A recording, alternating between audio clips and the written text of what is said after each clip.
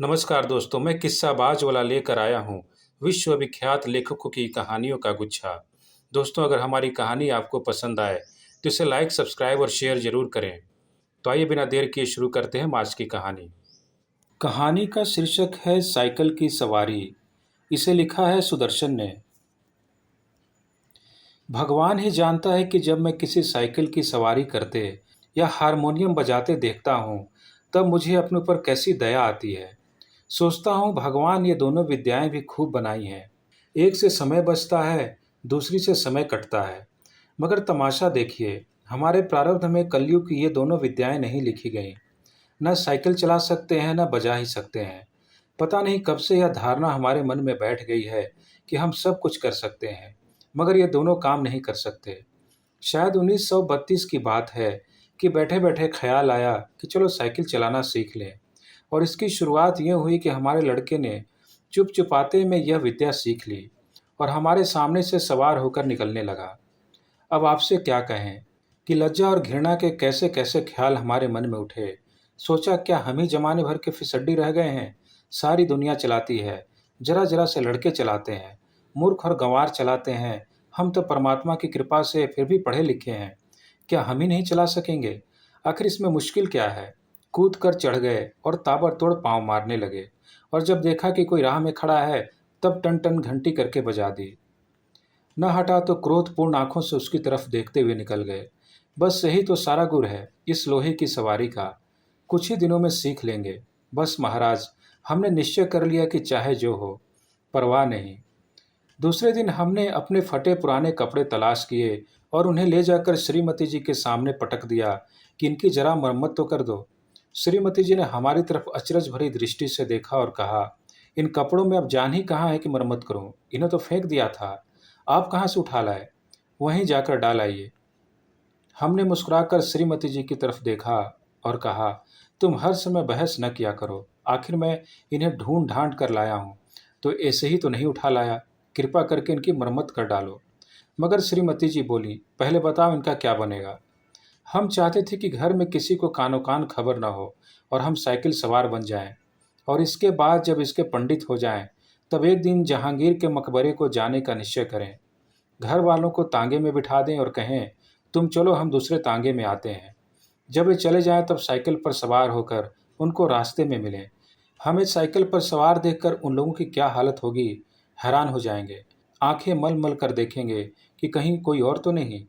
परंतु हम गर्दन टेढ़ी करके दूसरी तरफ देखने लग जाएंगे, जैसे हमें कुछ मालूम ही नहीं है, जैसे ये सवारी हमारे लिए साधारण बात है।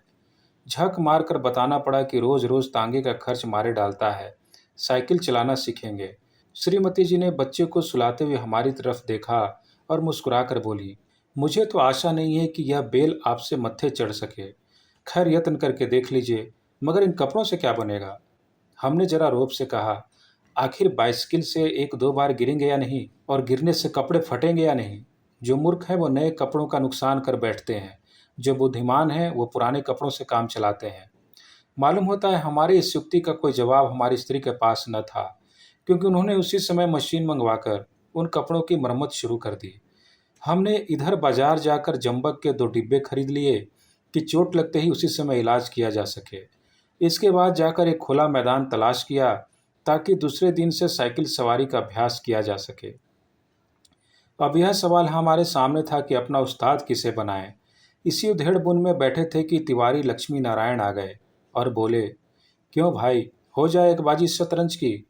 हमने सिर हिलाकर जवाब दिया, नहीं साहब, आज तो जी नहीं चाहता। क्यों? यदि जी न चाहे तो क्या करें? यह कहते कहते हमारा गला भर आया। तिवारी जी का दिल पसीज गया। हमारे पास बैठकर बोले, अरे भाई, मामला क्या है? स्त्री से झगड़ा तो नहीं हो गया? हमने कहा, तिवारी भैया, क्या कहें, सोचा था लाओ साइकिल की सवारी सीख लें, मगर अब कोई ऐसा आदमी दिखाई नहीं देता जो हमारी सहायता करे। बताओ, है कोई ऐसा आदमी जो तुम्हारे ख्याल में? तिवारी जी ने हमारी तरफ बेबसी की आंखों से ऐसे देखा मानो हमको कोई खजाना मिल रहा है और वे खाली हाथ रह जाते हैं। बोले, मेरी मानो तो यह रोग न पालो। इस आयु में साइकिल पर चढ़ोगे, और यह भी कोई सवारियों में कोई सवारी है कि डंडे पर उकड़ू बैठे हैं और पांव चला रहे हैं। अजय लानत भेजो इस ख्याल पर। आओ एक बाजी खेलें। मगर हमने भी कच्ची गोलियां नहीं खेली थी। साफ समझ गए कि तिवारी ईर्ष्या की आग में फूंका जाता है। मुंह फुलाकर हमने कहा, भाई तिवारी, हम तो जरूर सीखेंगे, कोई आदमी बताओ। आदमी तो है ऐसा एक, मगर वह मुफ्त में नहीं सिखाएगा, फीस लेगा। दे सकोगे? कितने दिन में सिखा देगा? यही 10-12 दिनों में। और फीस क्या लेगा? औरों से 50 लेता है, तुमसे 20 ले लेगा, हमारी खातिर। हमने सोचा 10 दिन सिखाएगा और 20 लेगा। 10 दिन 20 रुपए, 20 रुपए 10 दिन, अर्थात 2 रुपए रोजाना, अर्थात 60 रुपए महीना, और वो भी केवल 1-2 घंटे के लिए। ऐसी 3-4 ट्यूशनें मिल जाएं तो 250-300 रुपए मासिक हो जाएंगे। हमने तिवारी जी से तो इतना ही कहा कि जाओ जाकर मामला तय कराओ, मगर जी में खुश हो रहे थे कि साइकिल चलाना सीख गए तो एक ट्रेनिंग स्कूल खोल देंगे और 300-400 रुपये मासिक कमाने लगेंगे।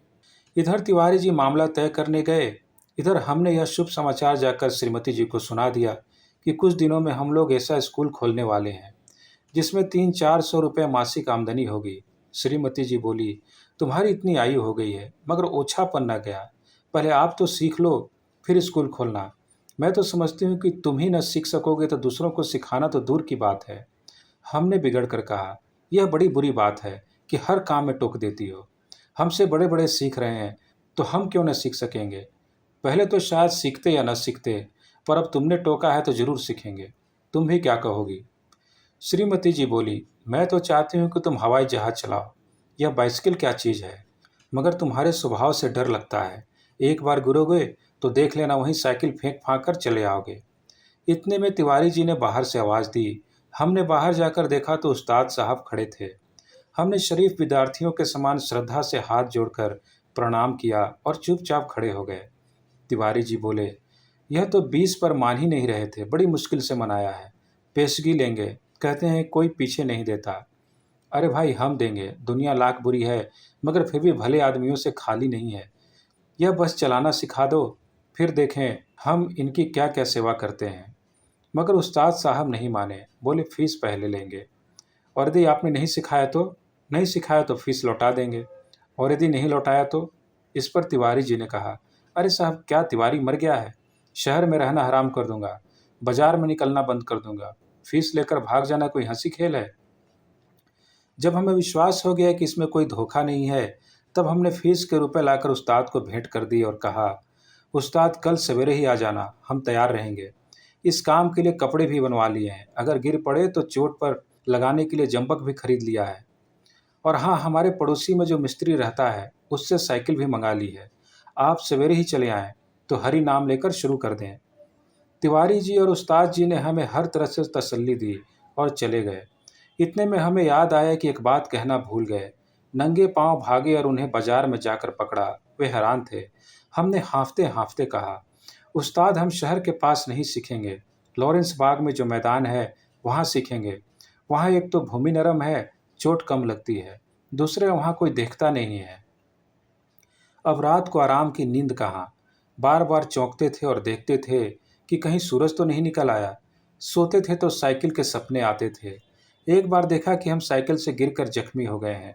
साइकिल आप से आप हवा में चल रही है और लोग हमारी तरफ आंखें फाड़ फाड़ कर देख रहे थे। अब आंखें खुली तो दिन निकल आया था। जल्दी से जाकर वो पुराने कपड़े पहने, जंबक का डिब्बा साथ में ले लिया और नौकर को भेजकर मिस्त्री से साइकिल मंगवा ली। इसी समय उस्ताद साहब भी आ गए और भगवान का नाम लेकर लॉरेंस बाग की ओर चले। लेकिन अभी घर से निकले ही थे कि एक बिल्ली रास्ता काट गई और लड़के ने छींक दिया। क्या कहें, हमें इतना क्रोध आया कि उस नामुराद बिल्ली और उस शैतान लड़के पर, मगर क्या करते, दांत पीस कर रह गए। एक बार फिर भगवान का पावन नाम लिया और आगे बढ़े, पर बाजार में पहुंचकर देखते हैं कि हर आदमी हमारी तरफ देख रहा है और हंस रहा है। अब हम हैरान थे कि बात क्या है। सहसा हमने देखा कि हमने जल्दी और घबराहट में पजामा और अचकन दोनों उल्टे पहन लिए हैं और लोग इसी पर हंस रहे हैं। सर मुंडाते ही ओले पड़े। हमने उस्ताद से माफ़ी मांगी और घर लौट आए। अर्थात हमारा पहला दिन मुफ्त में गुजरा। दूसरे दिन फिर निकले। रास्ते में उस्ताद साहब बोले, मैं एक गिलास लस्सी पी लूँ, आप जरा साइकिल को थामिए। उस्ताद साहब लस्सी पीने लगे तो हमने साइकिल के पुर्जों के ऊपर नीचे परीक्षा शुरू कर दी। फिर कुछ जी में आया कि उसका हैंडल पकड़कर चलने लगे, मगर 2 ही कदम गए होंगे कि ऐसा मालूम हुआ जैसे साइकिल हमारे सीने पर चढ़ी आती है। इस समय हमारे सामने गंभीर प्रश्न यह था कि क्या करना चाहिए, युद्ध क्षेत्र में डटे रहें या हट जाएं।